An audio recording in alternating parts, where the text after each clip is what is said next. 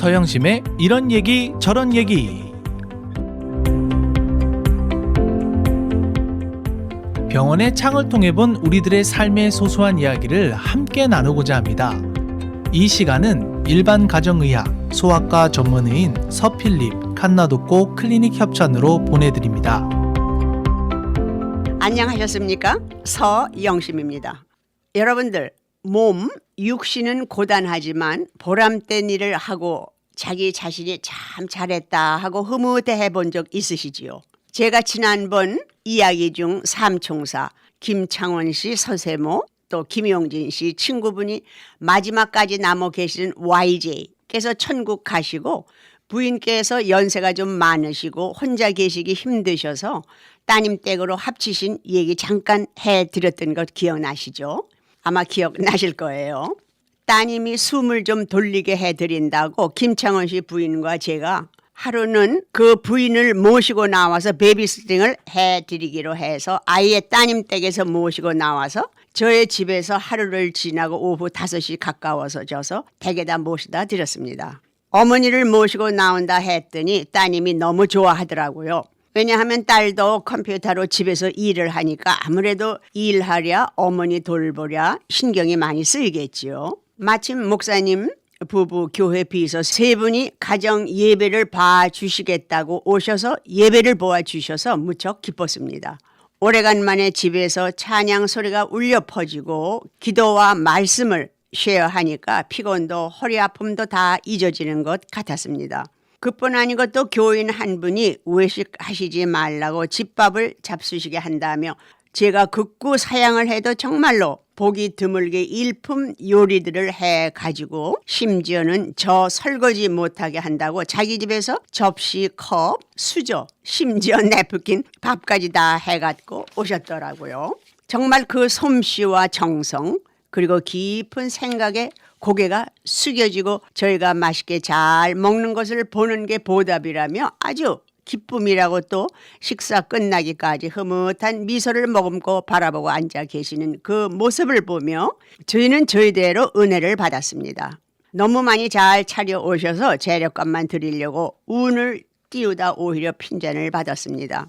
어르신네들 어머니 같으신 분들을 대접할 기회가 되어서 즐거운 마음으로 힘드는 줄 모르게 했는데 재료비 운운하면 자기의 기쁨이 가려진다며 아예 재료비니 비용이니 말도 못하게 저희를 막았습니다. 얼마나 감사하던지요. 적은 자에게 대접하는 게 바로 나에게 하는 것이라고 말씀하셨던 예수님의 말씀이 생각났습니다. 그리고 또 주는 기쁨은 받는 기쁨에 비할 바가 안 된다고 주는데 힘쓰라던 말도 생각이 날 정도로 정말 음식을 해 오신 분의 그 흐뭇한 표정, 미소는 사진에라도 남겨놓고 싶었습니다. 대접하기를 힘쓰라 하시는 것은 결국 저희에게 그런 기쁨을 맛보게 하신 거라는 생각을 해보니 저희를 사랑하시고 어떻게 해서라도 더 기쁨을 주시게 하기 위해서 애쓰시는 예수님께 더욱 감사했고 세밀하신 예수님의 섭리에 더욱더 감사하게 해주셨습니다. 이왕 이야기가 나왔으니까 좀 더 하겠습니다. 지난번 제가 한 번 갈라져 나아간 교회 교인들 올드타이머들을 보니 너무나 반가워서 눈물을 흘렸다는 말씀 해드렸습니다. 교회가 우리의 공동체란 이야기들 많이 합니다. 쉽게 말하자면 합해서 함께 사는 것, 물론 더 깊게 많은 뜻이 있지만 쉽게 공동체 하면 함께 모여서 이런 뜻이라고 생각하면 이해하기가 쉽습니다. 제일 처음 체험하는 공동체는 가정, 가족들을 들 수 있습니다. 그 다음은 우리 이웃에 많이 퍼져 있는 교회 공동체를 들 수 있겠지요. 가정이라는 공동체보다는 물론 규모가 좀 큰 공동체라고 말할 수도 있습니다. 공동체, 모여서 사는 것. 그러면 여러분들은 무엇이 제일 먼저 떠오르세요? 맞아요. 말이 많게 되는 곳이라는 것도 떠오르게 되지요. 가정, 집, 말이 많고 자녀들 나이가 들면서부터는 말도 많아지고 의견 충돌로 대단치 않은 것 같고요. 내가 옳다, 내가 그르다란 말다툼이 생겨요. 24시간 같이 사시는 제일 가까운 가족들끼리지요. 그렇게 생각해 보면 가정보다 더 많은 사람들이 모이게 되고 교육 정도, 나이의 차이, 자라나온 배경 등등으로 자연 다른 의견들이 나오게 되어 있고 내가 생각하는 것과 의견이 다르고 저 사람은 고집이 세다느니 자기 주장만 한다느니 상대방도 그렇게 느끼게 되는 것은 당연하지요. 10명의 장님이 코끼리를 만져보고 코끼리는 담벼락처럼 생겼다. 어떤 사람들은 호수처럼 생겼다. 기둥처럼 생겼다고 자기가 만져본 코끼리를 주장합니다.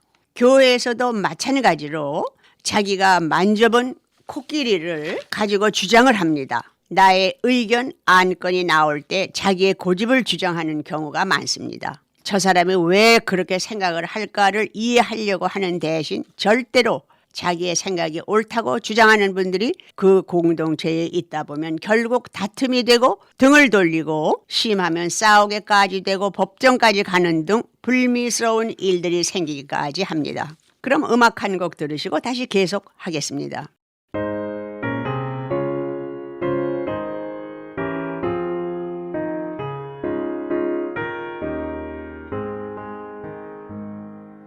예수는 나의 힘이요 내 생명 되시니 구주 예수 떠나 살면 죄 중에 빠지니 눈물이 앞을 가리고 내 맘에 근심 쌓일 때 위로하고 힘 주시리 주 예수. 예수는 나의 힘이요 내 친구 되시니 그 은혜를 간구하면 풍성히 받으리 햇빛과 비를 주시니 추수할 곡식 많도다 귀한 열매 주시느니 주 예수.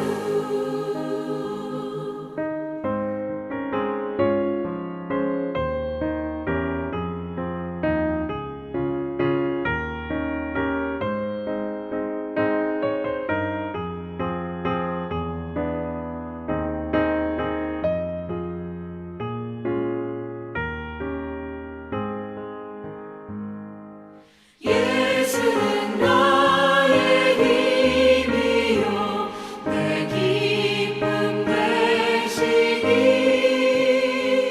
그 명령을 준행하여 늘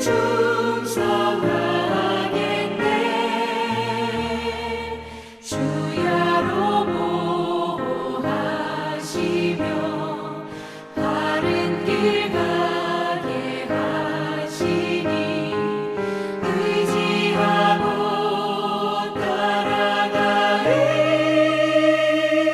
주 예수.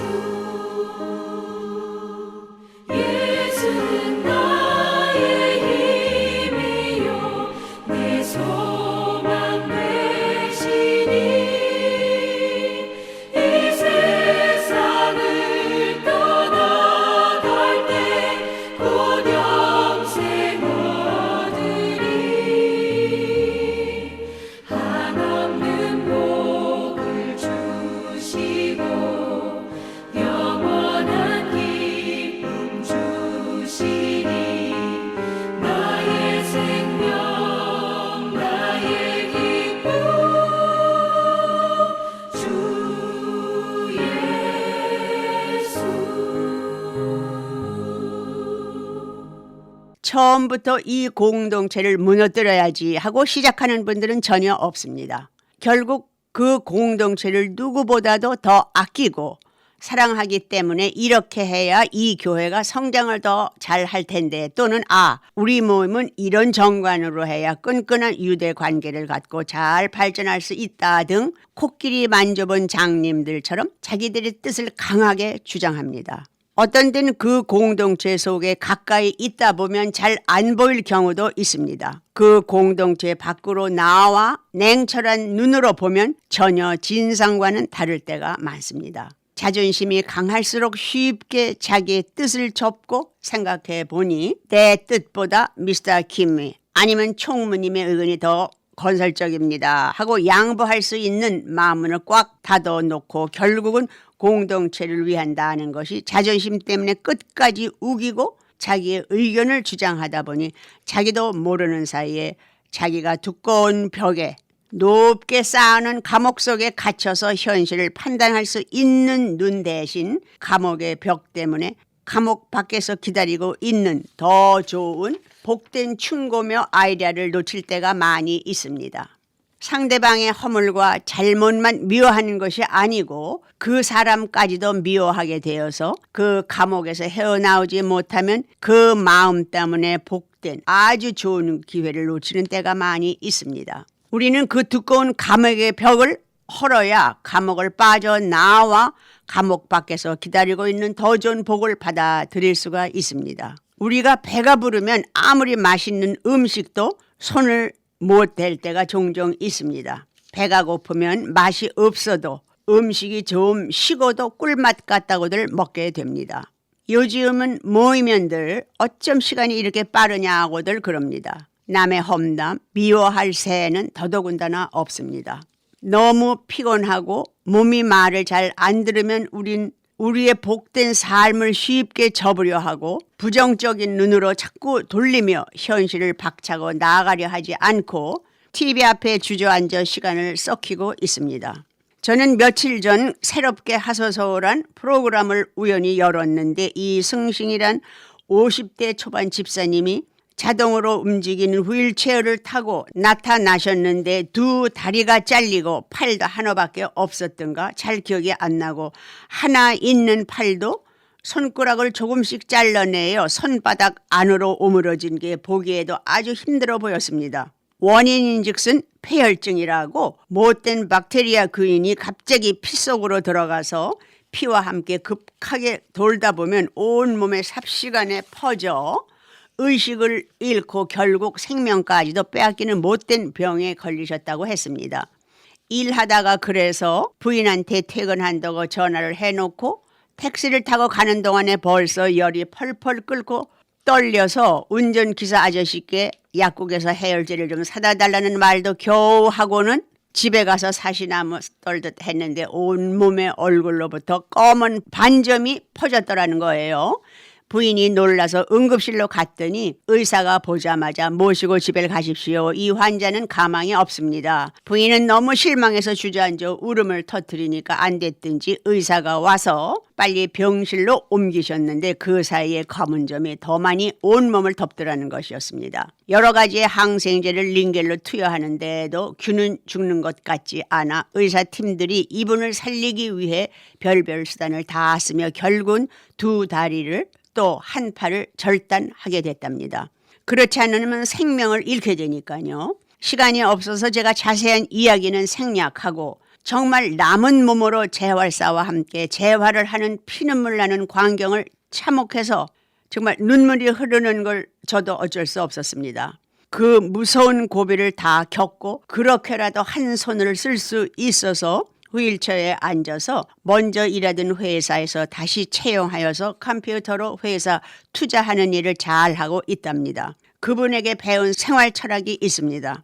그분이 그 사경에서 승리할 수 있었던 것은 하나님께서 아무 죄도 없는 자기의 아들을 우리의 죄를 위해 목숨 바쳐 십자가 위에서 못이 박혀 피와 몸의 기름을 다 쏟고 돌아가셨는데 내가 이 고통 좀 이길 수 있어 아무것도 아니야 하면서 해 나가셨다는 것이었습니다. 저를 비롯해서 주위에 디스크, 좌골신경통, 관절염 등 아픈 분들이 많습니다. 우리 다 힘차게 정신적인 불구자에서 박차고 나도 견딜 수 있다, 할 수 있다. 하느님 그 아들의 우리를 위한 죽음을 생각하며 박차고 일어서서 우리에게 누리시라고 주신 삶을 누리지 않으시겠습니까? 나는 못 걸어, 허리가 너무 아파. 이런 정신적인 불구를 박차고 희망찬 새 삶을 향해 새 발걸음을 내드십시다.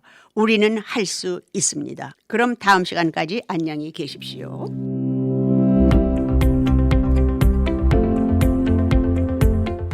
서영심의 이런 얘기 저런 얘기는 우리 한인사회의 건강과 보톡스, 필러, 실 리프팅을 통해 아름다움까지 책임지는 서필립, 칸나독고 클리닉 협찬으로 보내드렸습니다.